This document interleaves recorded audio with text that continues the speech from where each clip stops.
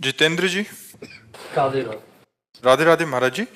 महाराज जी, मेरा प्रश्न दान के विषय में है। जब हम दान करने के लिए किसी आदमी को या संस्था से बात करते हैं, ऑनलाइन करते हैं, तो हमें धोखेबाजी या लूटपाट नजर आता है। मेरी दृष्टि में हम कैसे निश्चित करें कि कहाँ दान देना श्रेष्ठ है? हाँ, बड़ी समस्या है, दान में बड़ी समस्या है। भिखारी बनकर रुपया मांग रहा है, शाम के शराब पी रहा है। ये आपकी बात सही है, पर कई जगह ऐसी हैं जहां हम आराम से दे सकते हैं बिना संशय के। जैसे बीमार लोगों की औषधि का, तो हमें लगता है बहुत से ऐसे मिशन हैं जो बहुत अच्छी प्रकार से चलते हैं, जिनमें आपसे मांगा नहीं जाएगा, लेकिन आप देंगे तो उसका सदुपयोग हो जाएगा। तो बहुत से ऐसे मिशन है, बहुत से ऐसी जगह है जहां धार्मिक कृत्य किए जाते हैं, पर प्रायः धर्म की आड़ में अपनी वासनाओं का पोषण होता है।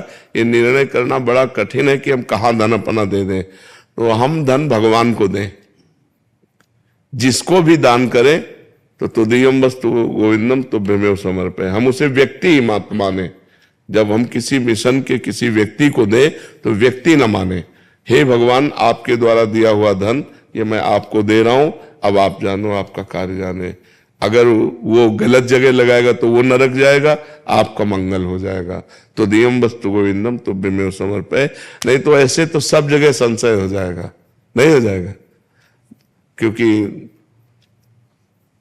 जब हम अपनी संशय की दृष्टि से देखेंगे तो फिर हर जगह संशय हो जाएगा।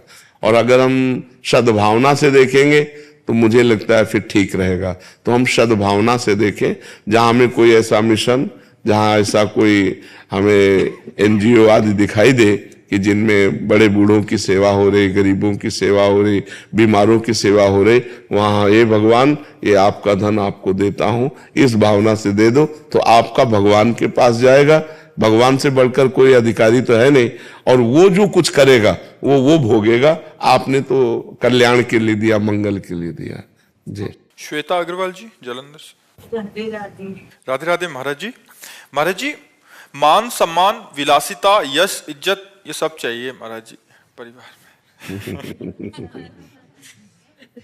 तो भजन करो, भजन से प्राप्त हो जाएगा। भजन करो। देखो, यदि आप वास्तविक सुख चाहती हो तो भगवान से जुड़ना पड़ेगा। हमारा प्रारब्ध इतना बलवान नहीं कि बराबर हमको सुख दे सके। जैसे दिन है तो रात अवश्य आएगी, तो सुख है तो दुख अवश्य आएगा। अगर दुख को जड़ से मिटाना है तो भगवान की भक्ति करनी पड़ेगी। एक छोटा सा बालक ध्रुव 6 महीने में भगवान को रिझा लेता है, और चक्रवर्ती सम्राट पद और भगवान का परम पद ये सब कुछ प्राप्त कर लेता है। तो बिना भगवान से जुड़े मन की कामनाएं पूर्ण तो होंगी नहीं, ऐसे ही तो नहीं हो जाएंगी ना। अगर हमें 500 रुपया चाहिए तो चाहे लेबरी करना पड़ेगा कि नहीं करना पड़ेगा। पूरा जीवन जो भगवान के मार्ग में लगाया गया, जो तपस्या की गई, तो उसका डबल परिणाम होता है। एक तो होता है लौकिक सुख और एक होता है पारलौकिक सुख। यहां भी सुख मिलेगा और वहां भी। ई परलोक सकल सुख पावत मेरी सो भैया कृष्ण गुण संच।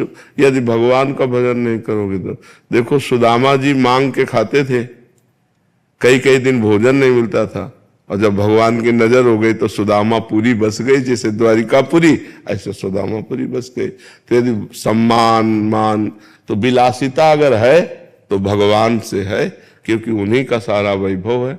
अगर उनसे नहीं है तो वो विलासिता नरक ले जाने वाली है। सर, आप मांस पे विचार करो, नरक जाओ, है कि नहीं? धन बढ़ा तो और क्या होगा? यही होगा। विलासिता में अगर भगवान से जुड़े नहीं, पूर्व पुण्य तपस्या के बल से धन वैभव आ गया तो इस समय यही भी भोग सुहाएगा। तो इसलिए हमें लगता है सही विलासिता प्राप्त करने के लिए भगवान का भजन अनिवार्य। भगवान का भजन करते हो? कहोगी हाँ। अगर सही माने में भगवान का भजन होने लगे तो इनसे घृणा हो जाएगी, जो आप चीज कहते हो। विलासिता से घृणा हो जाएगी। तो विलासिता का अगर सही भाव प्राप्त करना है तो लक्ष्मीपति भगवान है, अनंत वैभव, अनंत ब्रह्मांडों का वैभव। तो भगवान की आराधना करो और वो दे, तब आनंद आए। क्यों? अच्छा, विलासिता कितने दिन टिकेगी जब शरीर टिकाऊ नहीं? जब शरीर विनाशी है तो विलासिता कितने दिन चलेगी? इसलिए अविनाशी भगवान का भजन कर लो और दुख सुख जैसा है उसको सह लो तो परलोक बन जाएगा।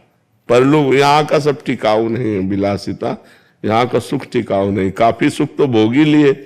अब आपसे पूछे आपके पास क्या है, आप सोचो आपके पास क्या है, अनुभव क्या है? कुछ अनुभव नहीं है। बस उसी की चाह है जिसका कोई अनुभव नहीं है, उसी की चाह है जो कोई टिकाऊ नहीं। अरबों बैंक में आपके जमा हो और आप मर जाओगे तो 1 रुपया जाएगा क्या आपके पास? यार बेकारे कमा के रखो, अरबों तुम्हारे काम में तो नहीं आए।